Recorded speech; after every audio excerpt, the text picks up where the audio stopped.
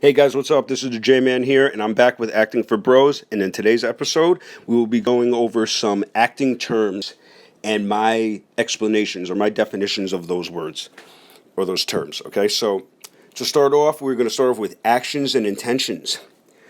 This is the strongest actable verb you can think of before you perform a scene.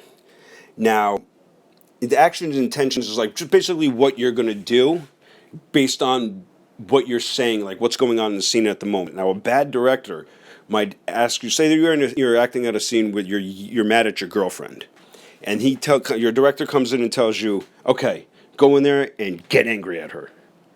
Now, that's very hard to do considering getting angry is an adjective, and it just describes the way someone feels. It's not really a verb. It's not something you can do. Everyone has their own perception of angry. So what you would want to do in this situation, you'd want to use a word like annihilate her or destroy her, obliterate her, devastate her. Something, a really powerful verb that can be done, that can be acted out. And it'll make the acting seem more, truthful. Next, I have, not all these words that I'm going to be going over, you see on the screen, I'm going to be defining for you. I'm just going to be going over what I can in about 5 minutes. I'm not trying to make a long video here, so you could just, read up on your own if you'd like. This is just to give you a quick, brief overview.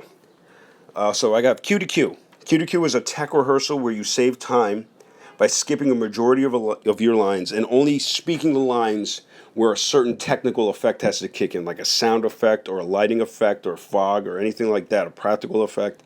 It's a quick rehearsal for the technicians who are doing the special effects. Next, I have given circumstances. And given circumstances is basically everything that happened in your character's life up to the very moment you're about to act the scene. The scene you're about to act, you swear you just kind of in your own mind, or usually the director might do this. They'll just give you a recap of what this person's whole life story is. And it's to kind of get you into the moment, as an actor. Next, improvisation. Improv is basically acting without a script. You're just a bunch of actors, usually in a black box theater. Black box theaters are really kind of small. Everything's painted out in black.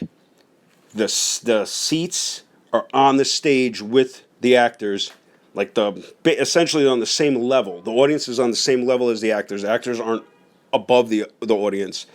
And actually the audience rises above the actors, so sometimes you could be sitting in the theater looking down on them. So that's right. I mean, it's basically just going out and acting without a script, making up things off the top of your head. Next, pantomime.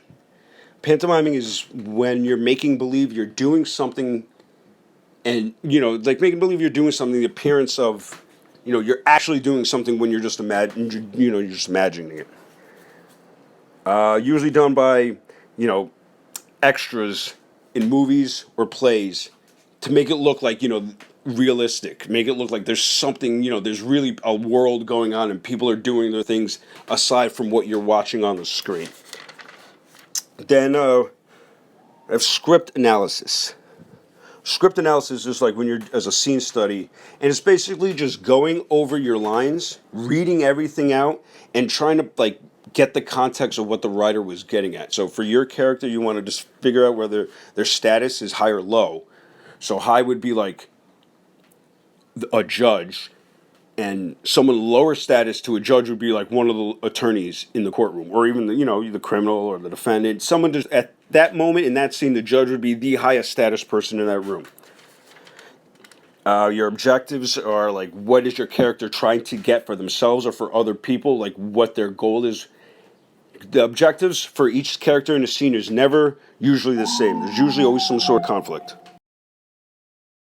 Well, that's about it for now. Thanks, guys, for tuning in. Stay tuned for more videos that I'm going to be making coming up soon. Catch you later. Peace.